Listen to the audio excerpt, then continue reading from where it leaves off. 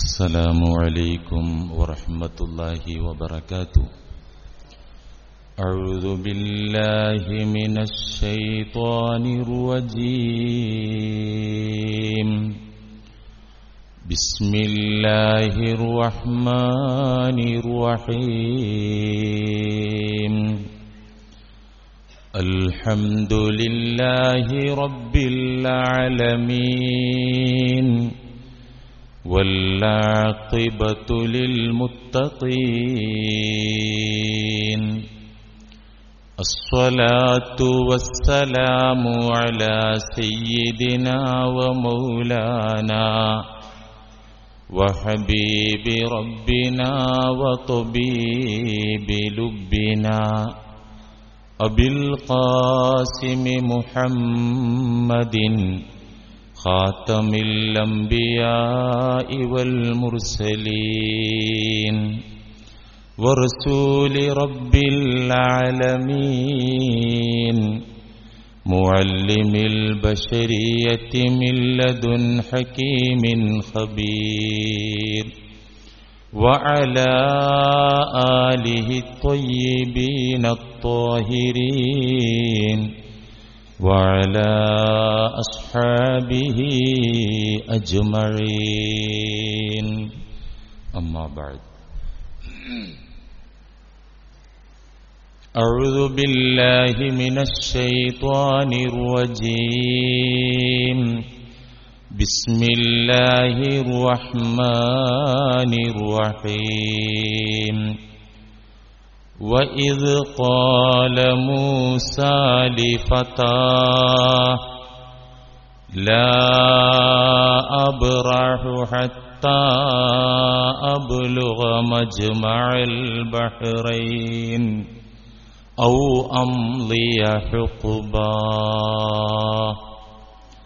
صدق الله مولانا العظيم.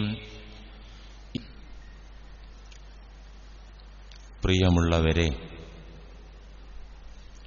മഹാന്മാരായ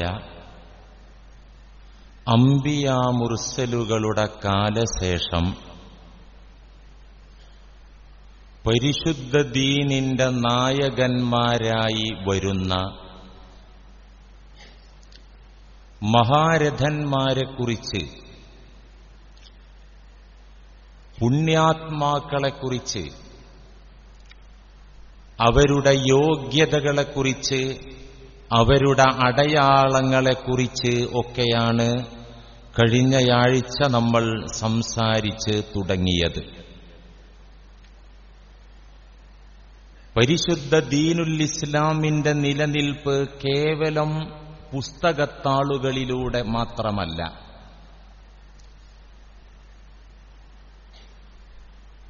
പരിശുദ്ധ ദീനുൽ ഇസ്ലാമിന്റെ ഉയർച്ചയും ഉണർവും നവോത്ഥാനവും ഇത്തരം നവോത്ഥാന നായകന്മാരെ കൊണ്ടാണ് ഉണ്ടാവുക. അത്തരം നവോത്ഥാന നായകന്മാരുടെ പ്രാധാന്യവും മഹത്വവും പ്രസക്തിയും നമുക്ക് മനസ്സിലാകാൻ പാകത്തിൽ കൃത്യമായി വ്യക്തമായി മുഹമ്മദുർ റസൂലുള്ളാഹി സ്വല്ലല്ലാഹു അലൈഹി വസല്ലമ തങ്ങൾ പറഞ്ഞു തന്നിട്ടുള്ളതാണ്. ലക്ഷത്തിലധികം നബിമാരി ലോകത്ത് വന്നുപോയി. ആ നബിമാർക്ക് ശേഷം ആ നബിമാരുടെ ഡ്യൂട്ടി ചെയ്യുന്ന നവോത്ഥാന നായകന്മാർ പരിശുദ്ധ ദീനുൽ ഇസ്ലാമിൽ അവരുടെ പ്രസക്തി എന്ത്? പലരും ഇസ്ലാമിനെ തെറ്റിദ്ധരിച്ചുപോയി. കറസ്പോണ്ടൻസ് എഡ്യൂക്കേഷൻ സിസ്റ്റം പോലെയാണ് ഇസ്ലാം എന്ന് തെറ്റിദ്ധരിച്ചു. ഓപ്പണായിട്ട് നമുക്ക് BA എഴുതാം, MA എഴുതാം, ഏതും എഴുതി പാസ്സാകാം കറസ്പോണ്ടൻസ് സിസ്റ്റത്തിലൂടെ. എന്നാൽ ദീനുൽ ഇസ്ലാം അത് നടക്കൂല. അങ്ങനെയാണെങ്കിൽ ആദ്യത്തെ നബി ആദം നബിയെ വിട്ടിട്ട് പിന്നൊക്കെ എഴുത്തു വിട്ടാ പോരെയെന്നു അള്ളാഹ്ക്ക്? അതല്ലല്ലോ അള്ളാഹ് ചെയ്തത്. ഓരോ വില്ലേജിലേക്കും, ഓരോ വൻകരയിലേക്കും, ഓരോ ഭാഷക്കാരിലേക്കും, ഓരോ ജനതയിലേക്കും ദൈവദൂതന്മാരെ പറഞ്ഞുവിടല്ലേ ചെയ്തത്? അവസാനത്തെ ദൂതരായ മുഹമ്മദുർ റസൂലുള്ളാഹി സ്വല്ലല്ലാഹു അലൈഹി വസല്ലമ വന്ന് പോകുമ്പോ, യാത്ര പോകുമ്പോ പറഞ്ഞതെന്താ? ഇനി നബി എന്ന ലേബലിൽ ഇവിടെ വരൂല, ഖലീഫ എന്ന വിഭാഗത്തിൽപ്പെട്ട ആളുകൾ ധാരാളം വന്നുകൊണ്ടിരിക്കും. അതാണ് ഈ നവോത്ഥാന നായകന്മാർ. അവരെക്കുറിച്ച് റസൂലുള്ളാഹി തങ്ങൾ എമ്പാടും പറഞ്ഞിട്ടുണ്ട്. ഒരു ഹദീസ് ഇബ്നു ഹിബ്ബാൻ റിപ്പോർട്ട് ചെയ്ത ഹദീസ്,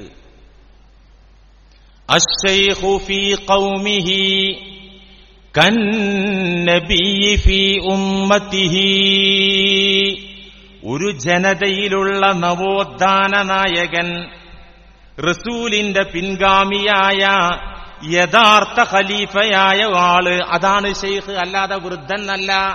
പ്രായമായ ആൾക്കൊക്കെ ഷെയ്ഖ് എന്ന് അറബികൾ വിളിക്കും. യാ ഷെയ്ഖൂൻ, ഇക്കാക്കാന്ന് നമ്മൾ ബഹുമാനിച്ച് വിളിക്കുന്നത് പോലെ അറബികൾ ഷെയ്ഖ് എന്ന് വിളിക്കലുണ്ട്. ഇതല്ല. ഹദീസിൽ റസൂലുള്ള പറഞ്ഞ ഷെയ്ഖ് അശ്ശൈഖു ഫീ ഖൗമിഹി, ഒരു ജനതയിലുള്ള നവോത്ഥാന നായകൻ, ആത്മീയ ലീഡർ. കന്നബിയ്യി ഫീ ഉമ്മത്തിഹി, ഒരു സമുദായത്തിൽ നബിയുള്ളത് പോലെയാണ്. ഒരു സമുദായത്തിൽ നബിയുടെ റോൾ എന്താണോ ആ റോളാണ് ഈ ഷെയ്ഖിന് ചെയ്യാനുള്ളത്, ഈ ആത്മീയ നേതാവിന് ചെയ്യാനുള്ളത്. ഇദ്ദേഹം നബിയാണോ? ഷെയ്ഖ് അല്ല. നുബൂവത്തിന്റെ വിറാസത്ത്, അനന്തരാവകാശമായ വിലായത്തുള്ള ആളാണ്. ഇദ്ദേഹത്തിന് വഹിയുണ്ടോ? ഇല്ല. വഹി നബിക്കാണ്ടാകുക. അതിന്റെ വാരിസായ വിറാസത്തായ അനന്തരാവകാശമായ ഇൽഹാമ് കശ്ഫുണ്ടാകും. ഇദ്ദേഹത്തിന് മുഅ്ജിസത്ത് ഉണ്ടാവുമോ? മുഅ്ജിസത്ത് നബിക്കേ ഉണ്ടാവുള്ളൂ. അതിന്റെ അനന്തരാവകാശമായ കറാമത്ത് ഉണ്ടാകും. സംഗതി പേരില് മാറ്റണ്ട്, കൂള ഏതാണ്ട് ഒന്നെന്നെയാണ്. നബിമാരുടെ അനന്തര സ്വത്തുള്ള ആള്. ഒരു നബിക്ക് തന്റെ സമുദായത്തിൽ, ഉമ്മത്തിൽ എന്താണോ ചെയ്യാനുള്ളത് ആ പണി ചെയ്യുന്ന ആത്മീയ നായകന്മാർ വരുമെന്ന് മുഹമ്മദുർ റസൂലുള്ളാഹി. തീർന്നില്ല. അബൂദാവൂദ് റിപ്പോർട്ട് ചെയ്ത സ്വഹീഹായ ഹദീസിൽ വീണ്ടും കാണാം, ഇന്നല്ലാഹ യബ്അസു ലിഹാദിഹിൽ ഉമ്മ, ഈ സമുദായത്തിന് വേണ്ടി അല്ലാഹു അയച്ചുകൊണ്ടിരിക്കും, നിയോഗിച്ചുകൊണ്ടിരിക്കും, നിയമിച്ചുകൊണ്ടിരിക്കും. അലാ റഅസി കുല്ലി മിഅതി സന, ഓരോ നൂറ്റാണ്ടിന്റെയും ആദ്യഭാഗത്ത് മൻ യുജദ്ദിദു ലഹാ ദീനഹാ, അവരുടെ ദീനിന് പുനരുദ്ധാരണമുണ്ടാക്കാൻ, നവോത്ഥാനമുണ്ടാക്കാൻ പറ്റിയ നവോത്ഥാന നായകന്മാരെ ഓരോ നൂറ്റാണ്ടിലെയും റഅസിൽ, തുടക്കഭാഗത്ത് അല്ലാഹു അയച്ചുകൊണ്ടേയിരിക്കും. സ്വഹീഹായ ഹദീസ്. ഇത്തരം നവോത്ഥാന നായകന്മാരുടെ ക്വാളിഫിക്കേഷനെ കുറിച്ചാണ് നമ്മൾ പറഞ്ഞു തുടങ്ങിയത്. 4 ഖുർആനിക ഡിഗ്രിയിൽ 2 പറഞ്ഞു അല്ലേ? 1 ബസ്വീറത്തുള്ളവരായിരിക്കും, മനക്കണ്ണുകൊണ്ട് കാണാൻ പവറുള്ളവരായിരിക്കും എന്ന് പരിശുദ്ധ ഖുർആൻ. 2 ലദുന്നിയായ ഇൽമ് ഉള്ള ആളുകളായിരിക്കും അവര്. ലദുന്നിയായ ഇൽമ് എന്ന് പറഞ്ഞാൽ കാര്യങ്ങൾ യഥാവിധി അള്ളാഹുവിൽ നിന്ന് അറിയാനുള്ള ശേഷിയാണത്. കാര്യങ്ങൾ അറിയന്നെ. ത്രികാലജ്ഞാനിയായ അള്ളാഹു ഭാവിയും ഭൂതവും വർത്തമാനവുമായ കാര്യങ്ങൾ ഇൽമുല്ലദുന്നി ഉള്ള ആളുകൾക്ക് അള്ളാഹു അറിയിച്ചു കൊടുക്കും. നമ്മളിപ്പോ അറിയാൻ ശ്രമിച്ചാൽ തന്നെ നമുക്ക് എത്ര അറിയാൻ പറ്റും? എന്തൊക്കെ അറിയാൻ പറ്റും? ചരിത്രത്തിലെ ഗതകാലങ്ങളിലെ കഴിഞ്ഞുപോയ സംഭവങ്ങളിൽ നിന്ന് ചെറിയ അളവിൽ ചരിത്ര ഗ്രന്ഥങ്ങളിലൂടെ, ചരിത്രകാരന്മാരിലൂടെ നമുക്കറിയാൻ പറ്റും. എന്നാൽ അത് കൃത്യമായിട്ട് അറിയാൻ പറ്റുമോ? ചരിത്രത്തിലൊക്കെ അഭിപ്രായ വ്യത്യാസം. റസൂലുള്ള ജനിച്ചത് റബീഉൽ അവ്വൽ 12-നാണോ അല്ല വേറെയാണോ? ചരിത്രത്തിൽ തർക്കമുണ്ട്. ഇബ്രാഹിം നബി അലൈഹിസ്സലാം ബലിയർത്തത് ഇസ്മായിൽ നബിയെ ആണോ ഇസ്ഹാഖ് നബിയെ ആണോ? അവിടെ പോലും തർക്കമുണ്ട്. ചരിത്രം അങ്ങനെയാണ്. ഖണ്ഡിതമായിട്ട് തറപ്പിച്ചൊന്നും അങ്ങനെ പറയാൻ പറ്റില്ല. അപ്പൊ കഴിഞ്ഞുപോയ കാലങ്ങളിൽ ചരിത്രത്തിന്റെ ചെറിയ ഭാഗങ്ങളൊക്കെ നമുക്ക് ചരിത്രകാരന്മാരിലൂടെ മനസ്സിലാക്കാൻ പറ്റും. വർത്തമാനകാല സംഭവങ്ങൾ മീഡിയകളിലൂടെ, വാർത്താ മാധ്യമങ്ങളിലൂടെ ചെറിയ അളവിലൊക്കെ നമുക്കറിയാൻ സാധിക്കും. എന്നാൽ ഭാവിയെക്കുറിച്ചോ, നാളെ എന്ത് നടക്കും, അടുത്ത ആഴ്ച വെള്ളിയാഴ്ച നമ്മൾ ആരൊക്കെ ഇവിടെ ഉണ്ടാവും, അടുത്ത മാസം ഈ ഡേറ്റില് എന്തൊക്കെ സംഭവിക്കും, അടുത്ത വർഷം ഈ സമയത്ത് എന്തൊക്കെയായിരിക്കും കാര്യങ്ങൾ അറിയാൻ പറ്റുമോ? ഒട്ടും അറിയാൻ പറ്റില്ല. ചില അനുമാനങ്ങളും നിഗമനങ്ങളൊക്കെ നമ്മുടെ സയൻസ് ഇത്രമാത്രം പുരോഗതി പ്രാപിച്ചിട്ടും കാലാവസ്ഥ കാര്യത്തിൽ പോലും പ്രവചിച്ചത് എന്തൊക്കെ ആകുന്നു നമ്മൾ കാണുന്നുണ്ട്. ഭാവിയെക്കുറിച്ചൊരു എത്തും പിടിയും നമുക്ക് കിട്ടാൻ പോകുന്നില്ല. എന്നാൽ ലദുന്നിയായ അറിവുള്ള മഹാത്മാക്കൾക്ക് ഭാവി കാര്യങ്ങൾ പോലും അല്ലാഹു അറിയിച്ചു കൊടുക്കും. തീർച്ച ഈ സംഭവമാണ് സൂറത്തുൽ കഹ്ഫിലൂടെ അല്ലാഹു പഠിപ്പിക്കുന്നത്. മഹാജ്ഞാനികൾ, ലദുന്നിയായ അറിവുള്ള മഹാജ്ഞാനികൾ, അവർക്ക് ഭാവിയെക്കുറിച്ച് സംസാരിക്കാൻ സാധിക്കും എന്ന് ഖുർആൻ കൊണ്ട് അല്ലാഹു സമർത്ഥിക്കുന്നു.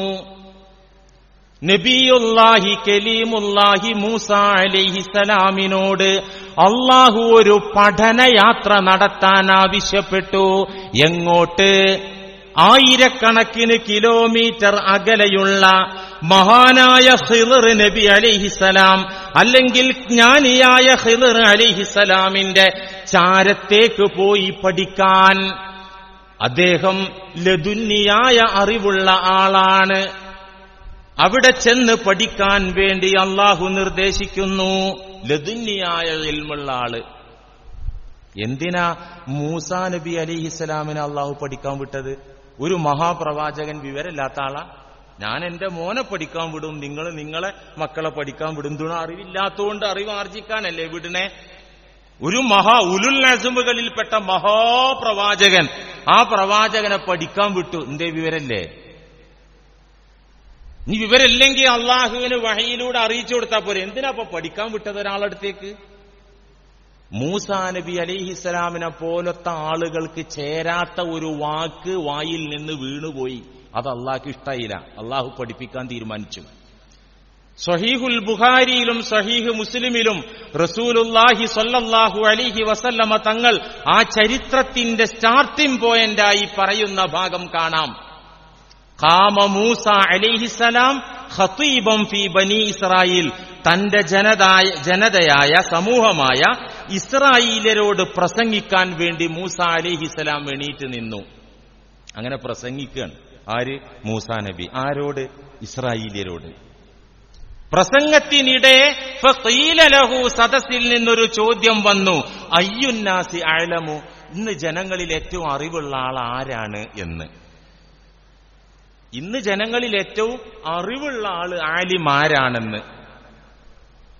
ഫഖാല അന, അത് ഞാൻ തന്നെ എന്ന് പറഞ്ഞു. അത് തെറ്റല്ലല്ലോ. ഒരു സമുദായത്തിന്റെ നബി എന്നല്ലേ അവരെ കൂട്ടത്തിൽ അറിവുള്ള ആളാകേണ്ടത്? അങ്ങനെ തന്നെയല്ലേ അത്? ക്ലാസ്സിലെ അധ്യാപകനോട് കുട്ടികൾ ചോദിച്ചു, ഇവിടെ ഏറ്റവും പേരുള്ള ആള് അത് ഞാൻ തന്നെ, കാരണം എന്റെ ഡ്യൂട്ടി നിങ്ങൾക്ക് പറഞ്ഞു തരലാണല്ലോ. അതൊരു തെറ്റൊന്നുമല്ല. പക്ഷേ ഫഅതബല്ലാഹു അലൈഹി, അല്ലാഹു ആക്ഷേപിച്ചു മൂസാ നബിയെ. എന്തുകൊണ്ട്? ഇദ്ലം യറുദ്ദൽ ഇൽമ ഇലൈഹി, ഇൽമിനെ അല്ലാഹുവിലേക്ക് ചേർത്തി. അല്ലാഹു അഅലം, അത് അല്ലാഹ്ക്കേ അറിയുള്ളൂ. ഞാൻ എന്റെ ഡ്യൂട്ടി ഇപ്പൊ ഇവിടെ ചെയ്യുന്നു, നിങ്ങൾക്ക് വേണ്ടത് പറഞ്ഞു തരുന്നു, അള്ളാഹ് അറിയിച്ചു തന്നത് എത്തിച്ചു തരുന്നു. അതിനപ്പുറത്ത് ഇന്നിപ്പോ ഏറ്റവും അറിവുള്ള ആളാണ് അല്ലാഹു അഅലം എന്നായിരുന്നു പറയേണ്ടിയിരുന്നത്. അത് പറയുന്നതിന് പകരം ഖാല അന, അത് ഞാൻ തന്നെ എന്ന് പറഞ്ഞുപോയി. ഇക്കാര്യത്തിൽ അല്ലാഹു ആക്ഷേപിക്കുകയും എന്നിട്ട് ഫഔഹല്ലാഹു ഇലൈ, അല്ലാഹു വഹയി കൊടുത്തു. ബല, താങ്കൾ പറഞ്ഞത് ശരിയല്ല. അബ്ദും മിൻ ഇബാദിന ബിമജ്മഇൽ ബഹ്റൈനി ഹുവ അഅലമു മിൻക, എന്റെ അടിമകളിൽപ്പെട്ട ഒരു അടിമ മജ്മഉൽ ബഹ്റൈനിയിലുണ്ട്, രണ്ട് സമുദ്രങ്ങൾ സംഗമിക്കുന്ന ഇടത്തുണ്ട്. ഹുവ അഅലമു മിൻക, നിങ്ങളെക്കാൾ അറിവുള്ള ആളാണ് അദ്ദേഹം. അതുകൊണ്ട് എത്രയും പെട്ടെന്ന് അദ്ദേഹത്തിന്റെ അടുത്തേക്ക് യാത്ര പോയി കണ്ടുമുട്ടി സഹവസിച്ച് കൂടെ നടന്നൊന്ന് പഠിക്കാൻ തയ്യാറാകണമെന്ന് അള്ളാഹുവിന്റെ നിർദ്ദേശം. മൂസാ നബി എന്താ പറഞ്ഞു? ഞാൻ പോകാം, പക്ഷെ എനിക്ക് ആളെ ഊരറിയില്ല, പേരറിയില്ല, ആളെ പരിചയമില്ല, ഞാൻ എങ്ങനെ പോവാൻ? ഇതൊക്കെ സൂറത്തിൽ കഹ്ഫിൽ ഇങ്ങനെ കൃത്യമായിട്ട് പറഞ്ഞേക്കാണ്. ഞാൻ ആയത്ത് ഓതി പറഞ്ഞ സമയം ഇന്നും അടുത്ത ആഴ്ചയും തീരൂല. അതുകൊണ്ട് അതിന്റെ കാതലായ വശം പറയാൻ. മൂസാ നബിയെ താങ്കൾ പേടിക്കണ്ട, ഒരു മത്സ്യത്തെ പിടിച്ച് കൊട്ടയിലിട്ട് താങ്കൾ യാത്ര പോവുക. കൊട്ടയിൽ നിന്ന് മത്സ്യം, ഈ മീൻ എവിടെയാണോ അപ്രത്യക്ഷമാകുന്നത് അവിടെ ഞാൻ പറഞ്ഞ എന്റെ അടിമണ്ടാകും, അവിടെ ചെല്ലൂ. സമയം വൈകിപ്പിച്ചില്ല. തന്റെ ഭൃത്യനായ നബിയുല്ലാഹി യൂശ അലൈഹിസലാമിനെ കൂടെ കൂട്ടി സഹയാത്രികനായിട്ട്. എന്നിട്ട് പോവാണ്. എങ്ങോട്ടാ പോകുന്നത്? തന്റെ കുറവ് കാണിച്ചു തരാൻ പറ്റുന്ന മഹാത്മാവിലേക്ക്. ആരാ പോകുന്നത്? മഹാനായ ഒരു പ്രവാചകൻ കലീമുല്ലാഹി മൂസ അലൈഹിസലാം പോവാണ്. രണ്ടാളും പോവാണ്. അങ്ങനെ സീനാ മരുഭൂമി വിട്ട് ആയിരക്കണക്കിന് കിലോമീറ്റർ സഞ്ചരിച്ച് തൊഞ്ചയിലെത്തി. തൊഞ്ച എന്ന് പറയുന്നത് എവിടെയാണ്? മൊറോക്കോയുടെ തീരത്താണ്. അപ്പോഴേക്ക് എത്ര രാജ്യങ്ങൾ വിട്ടുകടന്നു? പലസ്തീൻ വിട്ടുകടന്നു, ലബനാൻ വിട്ടുകടന്നു, ലിബിയ വിട്ടുകടന്നു, സുഡാൻ മരുഭൂമി വിട്ടുകടന്നു, മൊറോക്കോയിലെത്തി. BC 1600കളിലാണ് ഈ സംഭവം നടക്കുന്നത്. അപ്പോ 3625 കൊല്ലായി. ഇന്നക്ക് 3625 കൊല്ലം മുമ്പ് നടന്ന സംഭവമാണ് സൂറത്തുൽ കഹ്ഫിൽ നമ്മൾ ഓതിക്കൊണ്ടിരിക്കുന്നത്, പാരായണം ചെയ്യുന്നത്. അങ്ങനെ അവിടെ ചെന്നു. അള്ളാഹു നിർദ്ദേശിച്ച പ്രകാരം അവിടെ ചെന്നു. ആളെ കണ്ടു. ഈ യാത്ര തുടക്കത്തിൽ യൂശ നബിയോട് മൂസാ നബി പറയുന്നുണ്ട്, സ്റ്റാർട്ടിങ്ങിൽ വെച്ച് പറയുന്നുണ്ട്, കൂടെ വരാൻ തയ്യാറായ യൂശ അലൈഹിസ്സലാമിനോട് പറയുന്നുണ്ട്. അതാണ് 60ാമത്തെ ആയത്ത് സൂറത്തുൽ കഹ്ഫിൽ. അവിടുന്നാണ് ആ ചരിത്രം തുടങ്ങുന്നത്.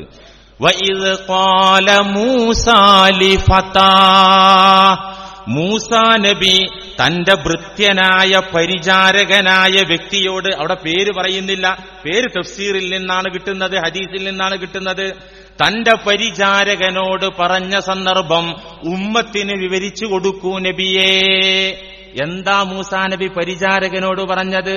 ലാ അബ്റഹു, ഞാൻ പോയിക്കൊണ്ടേയിരിക്കും, ഞാൻ താണ്ടിക്കൊണ്ടേയിരിക്കും, ഞാൻ യാത്ര ചെയ്തുകൊണ്ടേയിരിക്കും. ഹത്താ അബ്ലുഗ മജ്മഅൽ ബഹ്റൈൻ, 2 സമുദ്രങ്ങൾ സംഗമിക്കുന്ന മൊറോക്കോയുടെ തീരത്തുള്ള തൊഞ്ച നാട്ടിൽ ഞാൻ എത്തിപ്പെടുന്നത് വരെ അവിടെയാണ് ലദുന്നിയായ അറിവുള്ള അള്ളാഹു ഭാവിയും ഭൂതവും വർത്തമാനവും അറിയിച്ചു കൊടുക്കുന്ന പുണ്യാത്മാവുള്ളത്. ഞാൻ അവിടെ എത്തുന്നത് വരെ ലാ അബ്റഹു, ഞാൻ യാത്ര ചെയ്തുകൊണ്ടേയിരിക്കും. വല്ല ചാൻസിനും എത്തുന്നില്ലെങ്കിൽ ഔ അംലിയ ഹുഖുബാ, യുഗയുഗാന്തരങ്ങൾ, കാലകാലങ്ങൾ, കാലചക്രം ഒത്തിരി കറങ്ങിയാലും ഞാൻ യാത്ര ചെയ്തുകൊണ്ടേയിരിക്കും. ആദ്യം തന്നെ മനസ്സിലാക്കിക്കോ. കൂടെ വരുന്നവരോട് പറയില്ലേ, എറണാകുളം മാത്രമല്ല ആലപ്പുഴ വോട്ട് സവാരി, വോട്ട് യാത്രയും കൂടി ചെയ്തിട്ടേ പോരുള്ളൂ, ഇവിടുന്ന് പറഞ്ഞു കൊണ്ടുപോകില്ലേ. ഒപ്പമുള്ള യൂസ നബിയോട് പറയാനതേ ഈ പോക്ക് അവിടെ എത്തുന്നത് വരെയാണ്, ഇല്ലെങ്കിൽ യുഗങ്ങൾ യാത്ര ചെയ്യേണ്ടി വരും കേട്ടോ പറഞ്ഞു കൊടുക്കുകയാണ്. അങ്ങനെ പോയി. പറഞ്ഞ പോലെ മത്സ്യം അപ്രത്യക്ഷമായ സ്ഥലത്ത് ഇയാളെ കണ്ടു. ചരിത്രം വളരെ സുദീർഘാണ്. കണ്ടുമുട്ടിയപ്പോ മൂസാ നബി അലൈഹിസ്സലാം അടുത്ത് ചേർന്ന് നിന്ന് ഖാല ലഹു മൂസാ ഹൽ അത്തബിഉക അലാ അൻ തുഅല്ലിമനി മിമ്മാ ഉല്ലിംത റുഷ്ദാ. സൂറത്തുൽ കഹ്ഫ്. ഖാല ലഹു മൂസ, ഈ ആളെ കണ്ടപ്പോ മൂസാ നബി പറഞ്ഞു, ഹൽ അത്തബിഉക, ഞാൻ അങ്ങയെ അനുഗമിക്കട്ടെയോ, അങ്ങയുടെ കൂടെ വരട്ടെയോ, അങ്ങയോട് ചേർന്ന് നിൽക്കട്ടെയോ? എന്തിന്? അലാ അൻ തുഅല്ലിമനി മിമ്മാ ഉല്ലിംത റുഷ്ദാ, സന്മാർഗത്തിന്റെ വെളിച്ചമായ അറിവ് താങ്കൾക്ക് അല്ലാഹുവിൽ നിന്ന് കിട്ടിയിട്ടുണ്ട്. റുഷ്ദിന്റെ അറിവ്. റുഷ്ദ് എന്ന് പറഞ്ഞാൽ നേർവഴി, കറക്റ്റ് വെളിച്ചം. ഈ അറിവ് താങ്കൾക്ക് അല്ലാഹുവിൽ നിന്ന് പഠിപ്പിക്കപ്പെട്ടിട്ടുണ്ട്. അത് എനിക്ക് പഠിപ്പിച്ചു തരാൻ വേണ്ടി, പകർന്നു തരാൻ വേണ്ടി, എനിക്കില്ലാത്ത അറിവ് എനിക്ക് പകർന്നു തരാൻ വേണ്ടി ഞാനും അങ്ങയുടെ കൂടെ വരട്ടെയോ, അനുഗമിക്കട്ടെയോ? ഖാല ഇന്നക ലൻ തസ്തതിഅ മഇയ സബ്റാ. ഖിളിർ അലൈഹിസ്സലാം പറഞ്ഞു, ഇന്നക ലൻ തസ്തതിഅ മഇയ സബ്റാ, താങ്കൾക്ക് എന്റെ കൂടെ ക്ഷമിച്ചു പോരാൻ കഴിയില്ല.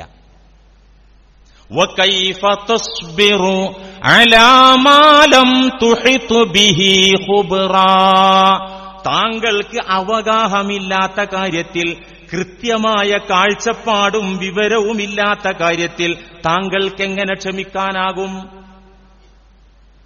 അതിപ്പോ ആര് പറഞ്ഞാലും ഞാൻ നിങ്ങൾക്ക് തീർത്തും അജ്ഞമായ പിടികിട്ടാത്ത ഒരു അറിവ് ഇവിടുന്ന് പറഞ്ഞാൽ നിങ്ങളത് ഉൾക്കൊള്ളൂല. മൊയ്ലിയർ എന്തുന്നാ ഈ പറയുന്നത്?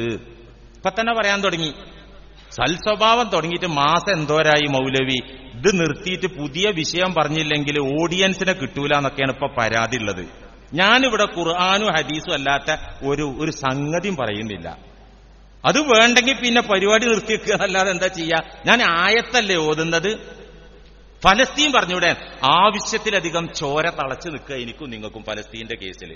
ചാനൽ തുറക്കാൻ വയ്യ, പത്രം എന്നൊക്കെ മാധ്യമത്തിൽ 1ഉം 2ഉം പേജിൽ അതന്നെ ഈ ചോരക്കഥ. ആവശ്യത്തിലധികം രക്തം പതച്ചു നിൽക്കുകയാണ്. ഇനിയും പതപ്പിക്കുക നിങ്ങളെ. എന്തിനാ അതിന്റെ ആവശ്യം? ആവശ്യത്തിനൊക്കെ നമുക്ക് വിവരമുണ്ട്. നമ്മൾ ദുആ ചെയ്യുന്നുണ്ട്, ഫലസ്തീനെ കുറിച്ച് പറയുന്നുണ്ട്, കാലികമായ വിഷയം പറയുന്നുണ്ട്. പിന്നെ ഖുർആനല്ലേ നമ്മൾ പറയേണ്ടത്, വേറെന്താ പറയേണ്ടത്? അപ്പൊ നിങ്ങൾക്ക് പിരിവിന്റെ കേസ് പറഞ്ഞാൽ മനസ്സിലാവും, പള്ളി പരിപാലനം പറഞ്ഞാൽ മനസ്സിലാവും, കുടുംബജീവിതം ഇസ്ലാമിൽ പറഞ്ഞാൽ മനസ്സിലാവും, അതൊക്കെ മനസ്സിലാവും. നിങ്ങൾക്ക് പരിചയമില്ലാത്ത ആത്മീയത പറഞ്ഞാൽ നിങ്ങൾക്കത് സബൂറായി കേട്ടിരിക്കാൻ പറ്റില്ല. ഉറങ്ങാനെങ്കിലും മിനിമം തീരുമാനിക്കും. ഇതാണിപ്പോ ആര് പറയുന്നത്? ഖിളിർ നബി അലൈഹിസ്സലാം മൂസാ നബിയോട് പറയുന്നത്, താങ്കൾക്ക് എന്റെ കൂടെ ക്ഷമിച്ചു പോരാൻ കഴിയില്ല, എന്നെ പിന്തുടരാൻ കഴിയില്ല. എന്തുകൊണ്ട്?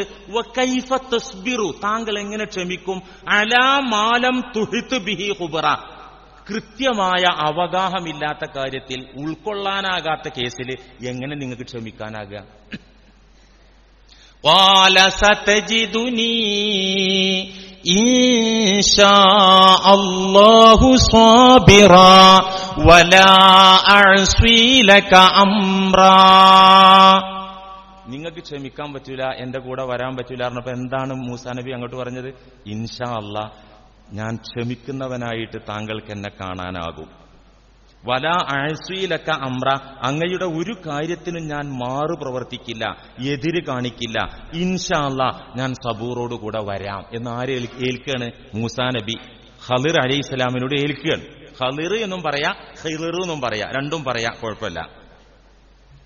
ഖാല ഫഇനിത്തബഅതനി ഫലാ തസ്അൽനി അൻ ശൈഇൻ ഹത്താ ഉഹദിസ ലക മിൻഹു ദിക്റാ. ശരി, ഒരു എഗ്രിമെന്റ് ഉണ്ടാക്കണം. ഖിളിർ അലൈഹിസ്സലാം മൂസാ നബിയോട് പറയാണ്, ഫഇനിത്തബഅതനി ഫലാ തസ്അൽനി അൻ ശൈഇൻ. ഇപ്പൊ പറഞ്ഞ പോലെ സബൂറായി കൂടെ വരികയാണെങ്കിൽ ഞാൻ പറയുന്നതും ചെയ്യുന്നതുമായ കാര്യങ്ങളൊന്നും ചോദ്യം ചെയ്യാൻ പാടില്ല.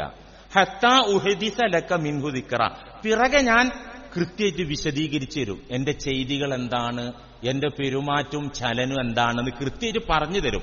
ആ പറഞ്ഞു തരുന്നത് വരെ എന്നെ ചോദ്യം ചെയ്യാനോ ക്രോസ് ചെയ്യാനോ വെല്ലുവിളിക്കാനോ ഒന്നും പാടില്ല. ഓക്കെ ആണോ ചോദിച്ചു. മൂസാ നബി ഓക്കെ അടിച്ചു. എന്ത് ചെയ്താലും ഞാൻ ചോദ്യം ചെയ്യൂല. പക്ഷേ സംഭവിച്ചെന്താ? 3 കാര്യമാണ് ചെയ്തത്.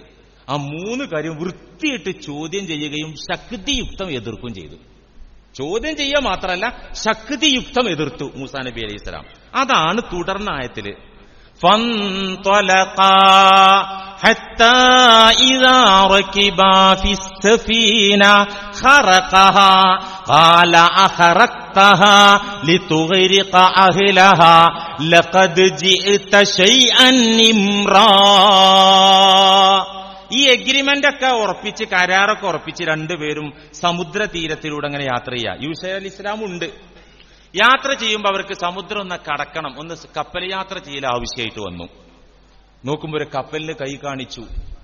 ആ കപ്പലുകാർ നിർത്തിയിട്ട് ഈ 2 വ്യക്തികളുടെ മുഖം കണ്ടിട്ട് ഇവര് സാധാരണക്കാരല്ലാന്ന് മനസ്സിലാക്കി. കാരണം ഒന്ന് ഖിളിർ അലൈഹിസ്സലാമും മറ്റേ മൂസ അലൈഹിസ്സലാമും അല്ലേ. നിങ്ങൾ കൂലിയും ടിക്കറ്റൊന്നും വേണ്ട, കേറിക്കോളൂ പറഞ്ഞ് ചുമ്മാ കയറ്റി. തീരം വിട്ട് ഉൾക്കടലിലെത്തിയപ്പോ ഖറഖഹ, ഒരു കോടാലി എടുത്ത് കപ്പലിന്റെ അടിപ്പലകക്കൊരു വെട്ടുകൊടുത്ത് അവിടെ ദ്വാരമുണ്ടാക്കുകയാണ്. ആര്? ഖിളിർ അലൈഹിസ്സലാം.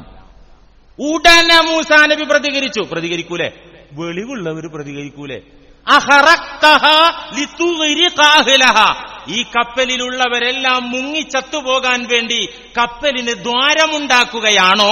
ലഖദ് ജിഅത ശൈഅൻ ഇംറാ, അത്യധികം ഗുരുതരമായ അപരാധമാണ് താങ്കൾ ചെയ്തത്. അപ്പോ കാലാലം മക്കുൽ ഇന്നക്കലൻ തസ്തതിയ, നിന്നോട് മലയാളത്തിലല്ലേ ചങ്ങാതിയെ ഞാൻ ആദ്യം പറഞ്ഞത് നിന്റെ കൂടെ സബൂറായി പോരാൻ പറ്റൂലെന്ന്. എന്നിട്ട് ഞാൻ ചോദ്യം ചെയ്യൂല എന്നും പറഞ്ഞിട്ട് വന്നിട്ട് ഇതാണോ? അപ്പോ ഞാൻ മറന്നുപോയി. ഈ മറന്നതിന്റെ പേരിൽ ആക്ഷൻ എടുക്കരുത്, എന്നോട് ഒരു മാപ്പ് താട്ട്, ഇനി ഞാൻ ചോദ്യം ചെയ്യില്ല എന്ന് മൂസ അലൈഹിസ്സലാം. ഹത്താ ഇദാ അതയാ ലഖിയാ ഗുലാമൻ ഫഖതലഹു ഖാല അഖതൽത നഫ്സൻ സകിയതൻ ബിഗൈരി നഫ്സ് ലഖദ് ജിഇത ശൈഅൻ നുക്റാ. കപ്പലിൽ നിന്ന് ഇറങ്ങിയിട്ട് അവരിങ്ങനെ നടന്നു പോകുമ്പോ ഒരു പറ്റം ബാലന്മാർ കളിച്ചുകൊണ്ടിരിക്കുകയാണ്. ആ കളിച്ചുകൊണ്ടിരിക്കുന്ന ബാലന്മാരിൽ സുന്ദരനായ സുമുഖനായ ഒരു ബാലനെ പിടിച്ചിട്ടാണ് കൊന്നു. ഫഖതലഹു, ഖിർ അലൈഹിസ്സലാം കൊന്നു. എങ്ങനെ കൊന്നു? ഉടലിൽ നിന്ന് തല പിരിച്ച് കശുവണ്ടി വേർപ്പെടുത്തും പോലെ ആ കശുമാങ്ങയിൽ നിന്ന് അങ്ങനെ അല്ല വെട്ടിക്കൊന്നു. തഫ്സീറിൽ പല അഭിപ്രായമുണ്ട്. അള്ളാഹ് പറഞ്ഞു ഫഖതലഹു, മൂസ അലൈഹിസ്സലാം കുഞ്ഞിനെ അല്ല ഖിർ അലൈഹിസ്സലാം ആ കുഞ്ഞിനെ കൊന്നു. ഖാല അഖതൽത നഫ്സൻ സകിയതൻ ബിഗൈരി നഫ്സ്, ഒരു പരിശുദ്ധ കുഞ്ഞിനെ അകാരണമായി കൊല്ലുകയോ? ലഖദ് ജിഇത ശൈഅൻ നുക്റാ, അത്യധികം വെറുക്കപ്പെട്ട പണി ഇപ്പൊ ചെയ്തത്. നേരത്തെ കപ്പലിന്റെ അടിപ്പല കളിക്കിയത് നന്നാക്ക, കുഞ്ഞിന്റെ ജീവൻ കളഞ്ഞാൽ തിരിച്ചു കൊണ്ടുവരാൻ പറ്റും. എന്തൂന്ന് ഇടപാടാ അത്? അപ്പോഴും പറഞ്ഞല്ലേ അങ്ങാതിയെ, ഇതിപ്പോ രണ്ടാമത്തെ തവണയല്ലേ, ഞാൻ ആദ്യം പറഞ്ഞതല്ലേ സബൂറായി പോരാൻ പറ്റൂലെന്ന്. സോറി, ഇനി ഞാൻ ചോദ്യം ചെയ്താൽ എന്നെ ഡിസ്മിസ് ചെയ്തോളൂ, പരാതിയില്ല, ഇനി ഞാൻ ചോദിക്കൂല. അങ്ങനെ അവര് അങ്ങനെ നടന്നു പോകുമ്പോ അന്താക്കിയ നാട്ടിലെത്തി. അവിടെ അറുപിഷ്കന്മാരാ നാടാണ്, നമ്മളെ മൂവാറ്റുപുഴ പോലൊന്നല്ല, ഉദാരമതികൾ നിറഞ്ഞ നാടൊന്നുമല്ല. അവിടെ ചെന്ന് ഇറങ്ങി രണ്ടാൾക്കും വിശക്കണുണ്ട്. ഫസ്തത്അമ അഹ്ലഹ, ശരി ഭക്ഷണം ചോദിച്ചു ആ നാട്ടിലുള്ള വീട്ടുകാരോട്. എല്ലാ സൗകര്യമുള്ള വീട്ടുകാര് പടിയടച്ച് പിണ്ടം വെച്ചു എന്ന് പറഞ്ഞ പോലെ ഒന്നും കൊടുത്തില്ല, പച്ചവെള്ളം കൊടുത്തില്ല. അപ്പോഴാണ് ഒരു മതില് തകർന്നു വീഴാനായി നിൽക്കുന്നത്. 100 മുഴം ഹൈറ്റുള്ള വൻമതില് ഭാഗികമായി തകർന്നിട്ടുണ്ട്, ബാക്കി ചെരിഞ്ഞു നിൽക്കുകയാണ്. ഫഅഖാമ, ഖിർ അലൈഹിസ്സലാം അത് ശരിയാക്കി. മൂസാ നബി പെട്ടെന്ന് പ്രതികരിച്ചു, പച്ചവെള്ളം തരാത്ത ഈ ഹയവാന്മാർക്ക് ഈ മതില് നന്നായി കൊടുത്താൽ അതിന് പകരമായിട്ട് എന്തെങ്കിലും ചില്ലറ മേടിച്ചൂടെ, അതിനെന്താ ഇപ്പൊ കുഴപ്പമെന്ന് ചോദിച്ചു. ഖാല ഹാദാ ഫിറാഖു ബൈനി വ ബൈനിക് സഉനബ്ബിഉക ബിതഅ്വീലി മാ ലം തസ്തതി അലൈഹി സബ്റ. ഇനി നമുക്ക് രണ്ടുപേർക്കും 2 റൂട്ടിന് പോവാൻ നടക്കൂലപ്പത്. മൂന്നാമത്തെ തവണ ഈ സംഭവിച്ചേക്കുന്നത്. ചോദ്യം ചെയ്യൂല എന്ന് പറഞ്ഞ് കൂലി മേടിക്കണോ മേടിക്കണ്ടേ ഞാനല്ലേ തീരുമാനിക്കണ്ടേ. അതുകൊണ്ട് ഇനി നടക്കൂല, രണ്ടാൾക്കും 2 റൂട്ട്. പക്ഷേ ഈ സംഭവിച്ച എന്താന്ന് ഞാൻ പറഞ്ഞുതരാം. അമ്മ സഫീനത്തു ഫകാനത്ത് ലിമസാകീന യഅമലൂന ഫിൽ ബഹർ ഫഅറത്തു അൻ അഈബഹ വകാന വറാഅഹും മലികുൻ യഅഖുദു കുല്ല സഫീനത്തിൻ ഗസ്ബ. നിങ്ങളാരും അൽകഹഫ് ഓതലില്ലേ? വെള്ളിയാഴ്ച അൽകഹഫിലെ ആയത്താ ഇതൊക്കെ. ഈ കപ്പല് സമുദ്രത്തിൽ തൊഴിൽ ചെയ്യുന്ന ഒരു പറ്റം പാവപ്പെട്ട മിസ്കീന്മാരെ കപ്പലാണ്, പച്ച പാവങ്ങളാണ്. ഇച്ചിരി അപ്പുറത്തൊരു കൊള്ളക്കാരനായ കവർച്ചക്കാരനായ രാജാവ് നിൽക്കുന്നുണ്ട്. ഡാമേജ് ഇല്ലാത്ത കപ്പലൊക്കെ അയാൾ പിടിച്ചടക്കും. അതുകൊണ്ട് ഈ പാവങ്ങളെയും കപ്പലിനെയും രക്ഷിക്കാൻ വേണ്ടിയിട്ടാണ് ഡാമേജ് ഉണ്ടാക്കിയത്. അവൻ മുങ്ങി ചത്തിട്ടൊന്നുമില്ല, അള്ളാന്റെ കുതിരത്തോടെ അവർ രക്ഷപ്പെട്ടിട്ടുണ്ട്. പക്ഷെ ഡാമേജുള്ള കപ്പലായി അയാൾ കവർച്ചക്കാരൻ വെറുതെ വിട്ടു, അവരെ രക്ഷിക്കാൻ ചെയ്തതാ. അമ്മൽ ഗുലാം, ആ കുഞ്ഞിനെ ഞാൻ കൊന്നില്ലേ, ഇവരെ മാതാപിതാക്കൾ, ഈ കുഞ്ഞിന്റെ മാതാപിതാക്കൾ സ്വാലിഹീങ്ങളും മുഅ്മിനീങ്ങളുമാണ്. ഈ കുഞ്ഞ് കാരണം അവർ വഴി തെറ്റും. അതുകൊണ്ട് ഈ കുഞ്ഞാണ് പോയിട്ട് പകരം നല്ലൊരു സക്കാത്തുള്ള അച്ചടക്കമുള്ള വിശുദ്ധനായ ഒരു കുഞ്ഞിനെ പകരം കൊടുക്കാൻ നമ്മൾ തീരുമാനിച്ചു. അമ്മൽ ജിദാർ, ആ മതിൽ ഞാൻ ശരിയാക്കി കൊടുത്തല്ലോ, അതിന്റെ താഴെ നിധിയുണ്ട്, അത് 2 എത്തീം കുട്ടികളെ നിധിയാ. ഇപ്പത് ഫുള്ള് തകർന്നാൽ അനർഹരായ ഈ പിശുക്കന്മാർക്ക് ഈ നിധി കിട്ടാൻ പാടില്ല. മതിൽ റെഡിയായിട്ട് നിൽക്കട്ടെ, എത്തീം മക്കള് പ്രായം തികഞ്ഞു വരട്ടെ, എന്നിട്ട് അവർക്ക് കിട്ടട്ടെ. വമാ ഫഅൽതുഹു അൻ അംരി, ഇതൊന്നും ഞാൻ എന്റെ ഇഷ്ടപ്രകാരം ചെയ്തതല്ല, അള്ളാന്റെ നിർദ്ദേശപ്രകാരം ചെയ്തതാണ്. ഒരൊറ്റ ചോദ്യം, ഇത്രയും വിശദമായി ഈ ചരിത്രം സൂറത്തുൽ കഹ്ഫിലൂടെ അള്ളാഹു പറഞ്ഞതെന്തിന്? ഓരോ വെള്ളിയാഴ്ചയും മുഅ്മിനീങ്ങളോട് ഇത് പാരായണം ചെയ്യൽ സുന്നത്താക്കി പഠിപ്പിച്ചത് എന്തിന്? ലദുന്നിയായ ഇൽമുള്ള മഹാത്മാക്കൾ ഉണ്ട്. അവരെ ചോദ്യം ചെയ്യാൻ ഒരു ബുദ്ധി കൊണ്ടും സാധ്യമല്ല, ഒരു അറിവ് കൊണ്ടും സാധ്യമല്ല. പഠിച്ച അറിവുള്ളവർക്കോ ഉള്ള ബുദ്ധി വെച്ചോ ചോദ്യം ചെയ്യാൻ പറ്റാത്ത വിധം ഉന്നതങ്ങളിൽ ത്രികാല ജ്ഞാനങ്ങൾ അള്ളാഹുവിൽ നിന്ന് ലഭിക്കുന്നവരാണ് ഈ മഹാന്മാര്. ഇതിപ്പോ ഒരു ഖിളിർ അലൈഹിസ്സലാം മാത്രമല്ല, മുഹീദ്ദീൻ ശൈഖും ഇങ്ങനെ തന്നെയായിരുന്നു. നാളെയാണ് ജീലാനി ദിനം. മുഹീദ്ദീൻ ശൈഖ് തങ്ങൾ വഫാത്തായ ദിനം ജീലാനി ദിനം. ദക്ഷിണ കേരളയ്ക്ക് കീഴിലുള്ള മദ്രസകൾക്കൊക്കെ നാളെ അവധി കൊടുത്തിരിക്കുകയാണ് ആ മഹാനെ അനുസ്മരിക്കാൻ വേണ്ടിയിട്ട്. പല മഹലിലും വിപുലായ പരിപാടി ഉണ്ട്. നമ്മുടെ നാട്ടിൽ അതില്ല, വേണ്ട, ഇല്ലാത്തതൊന്നും ശിഹാബുദ്ദീൻ പൈസ ഉണ്ടാക്കൂല. പക്ഷെ ഔലിയാക്കളുടെ സന്ദേശം അതെന്താന്ന് നമ്മൾ മനസ്സിലാക്കണ്ടേ? ഖുർആനി പറഞ്ഞ യോഗ്യത ഉള്ളവരായിരുന്നു ശൈഖ് മുഹിയുദ്ദീൻ തങ്ങള്. ഞാൻ IPH പബ്ലിഷ് ചെയ്യുന്ന ഒരു പുസ്തകത്തിൽ നിന്നൊരു ചരിത്രം ആദ്യം കണ്ടു, പിന്നെ അത് കിതാബെന്ന് കണ്ടു. ഞാൻ IPHന്റെ പുസ്തകം എടുത്ത് പറയാൻ കാരണം എന്താ, കുറച്ചൊക്കെ പുരോഗമിച്ചോലും എഴുതി വെച്ചത് ഇങ്ങനെയാണ്. അബുൽ ഫറജ് എന്ന് പറയുന്ന ഒരു മഹാപണ്ഡിതൻ, അദ്ദേഹം പറയാണ്, ഞാൻ ബഗ്ദാദിലെ ശൈഖ് ജീലാനിയെക്കുറിച്ച് പല അത്ഭുത വാർത്തകളും കേട്ടു. അസംഭവ്യം, വിചിത്രം എന്നൊക്കെ തോന്നാവുന്ന വിധത്തിലുള്ള അദ്ദേഹം മനുഷ്യന്റെ മനസ്സിലുള്ളത് പറയും എന്നൊക്കെ ഞാൻ കേട്ടിട്ടുണ്ട്. പക്ഷെ ഞാൻ പോയിട്ടില്ല, കണ്ടിട്ടില്ല. എനിക്കൊരിക്കല്ല ആ മഹാനെ ചെന്ന് കാണണമെന്ന കൊതിയുണ്ടായി. അബുൽ ഫറജ് എന്ന പണ്ഡിതൻ പറയാൻ. അങ്ങനെ ഒരിക്കൽ ഞാനൊരു ദീർഘയാത്ര കഴിഞ്ഞ് മടങ്ങി വരുന്നത് ബഗ്ദാദ് വഴിക്കാണ്. ശൈഖ് തങ്ങളുടെ മദ്രസയുടെ സമീപത്ത് കൂടെയാണ് മടക്കയാത്ര. വേറൊരു ആവശ്യത്തിന് പോയതാണ്. തിരിച്ചു വരുമ്പോ അവിടെ എത്തിയപ്പോ എനിക്ക് ഓർമ്മ വന്നു, ഞാനിങ്ങനെ കാണാൻ കൊതിച്ചതല്ലേ ഈ മഹാനെ, നന്നാണ് കണ്ടു കളഞ്ഞേക്കാം. ഞാൻ അപ്പൊ അസറിന്റെ സമയാണ്, ഷെയ്ഖിന്റെ പള്ളിയിൽ അസർ നിസ്കാരം നടക്കുന്നുണ്ട്. ഞാൻ ഓടിച്ചെന്ന് അസർ നിസ്കാരം കഴിഞ്ഞിട്ട് കാണാമെന്ന് തീരുമാനിച്ച് ധൃതിയോടുകൂടെ പള്ളിയിൽ കയറി. ഞാൻ മറന്നു, എടുക്കാൻ മറന്നു. ചിന്തയിൽ യാത്രയുടെ സ്ട്രെസ് ഉണ്ട്, പിന്നെ മഹാനെ കാണണം എന്നുള്ള കൊതിയുണ്ട്. എടുക്കാൻ മറന്നിട്ട് കയറിയിട്ട് ജമാഅത്താണ് നിസ്കരിച്ച്. എടുക്കാൻ മറന്ന അപ്പോഴൊന്നും എനിക്ക് ഓർമ്മയില്ല. സലാം വീടിക്കഴിഞ്ഞപ്പോ ശൈഖ് തങ്ങൾ സുസ്മേരവദനരായി പുഞ്ചിരി തൂങ്ങി എന്റെ അടുത്ത് വല്ല വന്ന് പറയാണ്, താങ്കൾ എന്നെ കാണുക എന്ന ലക്ഷ്യം വെച്ച് വന്ന ആളല്ല, മറ്റൊരു യാത്രക്കിടെ ബൈ ചാൻസിൽ കയറി വന്ന ആളാ. മാത്രമല്ല താങ്കൾ തിരക്കിനിടെ ഉദു മറന്ന് ഉദില്ലാതെ നിസ്കരിച്ച ആളാണ്. എനിക്കുന്റെ പടച്ചോന് മാത്രം അറിയുന്ന കാര്യം എന്റെ മുഖത്ത് നോക്കി ശൈഖ് ജീലാനി പറഞ്ഞപ്പം ഞാൻ അവിടെ കൂടി ശിഷ്യനായിട്ട് എന്റെ സ്വഭാവം നന്നാക്കാൻ അങ്ങ് സഹായിക്കണം, അങ്ങയുടെ നിർദ്ദേശങ്ങൾ അനുസരിച്ച് ഞാൻ ജീവിക്കാൻ തയ്യാറാണ്, ഞാൻ ബൈഅത്ത് ചെയ്ത് ഞാൻ ശൈഖ് തങ്ങളെ കൂടെ കൂടിയെന്ന് അബുൽ ഫറജ് പറയുന്നത് ചരിത്രരേഖകളിലൊക്കെ കാണാം. പ്രിയമുള്ളവരെ, ഇത് 2 ക്വാളിഫിക്കേഷനാ, ഖുർആനിക ക്വാളിഫിക്കേഷനാ അപ്പൊ നമ്മൾ പറഞ്ഞത്. ഇനി ബാക്കിയുള്ളത് ഇൻഷാ അല്ലാഹ് അടുത്ത ആഴ്ച നമുക്ക് പറയാം. ഇത് പറയുമ്പോൾ വേറൊരു കേസുണ്ട്. എല്ലാ രംഗത്തും മായമുണ്ട്, വ്യാജനുണ്ട് അല്ലെ? നാണയരംഗത്തുണ്ട്, അരിയിലുണ്ട്, ധാന്യപ്പൊടിയിലുണ്ട്, മസാലപ്പൊടിയിലുണ്ട്. എവിടെ മായവും വ്യാജനും ഇല്ലാത്തത്? ഏറ്റവും അധികം വ്യാജന്മാർ വിലസുന്ന ഒരു സോണാണ്, മേഖലയാണ്, ഏരിയയാണ് സ്പിരിച്വാലിറ്റി, ആത്മീയത. ഇവിടെ ഷെയ്ഖാൻ, ഇപ്പൊ മൂവാറ്റുപുഴക്കാരോട് പ്രത്യേകിച്ച് വയലുവരേണ്ട, പല ഷെയ്ഖന്മാരെയും കണ്ട നാടാത്. ഞാൻ ഷെയ്ഖാൻ എന്റെ കെട്ടിയോളോട് തന്നേക്ക്, ഞാൻ കൊണ്ടോട്ടെ, മൈരി ഷെയ്ഖുകളൊക്കെ പറയുമ്പോ എല്ലാ വശവും പറയണല്ലോ. എന്നെഴുതി ഒക്കെ കള്ളന്മാരാന്ന് അത് പറയാൻ പറ്റുമോ? ഖുർആൻ തെറ്റാന്ന് പറയേണ്ടി വരില്ലേ? ഈ കൂട്ടത്തിലും ഉണ്ടാവും അള്ളാന്റെ ഔലിയാക്കളിൽപ്പെട്ട 40 ആള് കൂടിയ മുഅ്മിനീങ്ങൾ കൂടിയ അവിടെ ഒരു വലിയ ഉണ്ടാകാൻ ചാൻസ് ഉണ്ടെന്നുള്ള ഇസ്ലാമിന്റെ പ്രമാണം ഈ കൂട്ടത്തിലുണ്ടാവും. അത് ഇന്നെപ്പോലത്തെ കോലം കെട്ടുന്ന നാവ് ഇങ്ങനെ ചലിപ്പിക്കണ ആളായിക്കൊള്ളുന്നില്ല. ഉള്ളുകൊണ്ട് റബ്ബിനെ പേടിച്ച് പരമഭക്തനായി ജീവിക്കുന്ന സാധാരണക്കാരിൽ സാധാരണക്കാരനായ ഒരാള് വലിയായിട്ട് അള്ളാഹ് കബൂലാക്കിയത് ഇവിടെ ഉണ്ടാകും. അതന്നെ നമ്മളെ പ്രതീക്ഷ. അതല്ലേ ഇവിടുന്ന് നമ്മൾ അള്ളാഹിനോട് ചോദിക്കുന്ന എന്റെ ഗുണമൊന്നുമല്ലത്, ഈ ആമീൻ പറയുന്ന ആരുടെ ഒരാളുടെ ഗുണം, അല്ലെങ്കിൽ ചില ആളുകളുടെ ഗുണം. അതുകൊണ്ടല്ലേ ഇജാബത്തൊക്കെ കിട്ടുന്നത്. അതുകൊണ്ട് മുഅ്മിനീങ്ങളെ, നമ്മുടെ സ്വഭാവം പരിവർത്തനമുണ്ടാക്കാൻ, അതിൽ പുരോഗതിയുണ്ടാക്കാൻ, സൽസ്വഭാവികളായി ജീവിച്ചു മരിക്കാൻ പ്രവാചകന്മാരുമായി അവിടത്തെ ഖലീഫമാരുമായിട്ട് സ്നേഹിക്കുക, ബന്ധപ്പെടുക, സഹവസിക്കുക എന്ന പ്രസക്തമായ ഭാഗമാണ് പറയുന്നത്. ഇനി ഖുർആനിക ഡിഗ്രി 2 പറയാണ്ട് ഇൻഷാ അല്ലാഹ് തുടർന്ന് നമുക്ക് സംസാരിക്കാം. അല്ലാഹു തൗഫീഖ് ചെയ്യട്ടെ.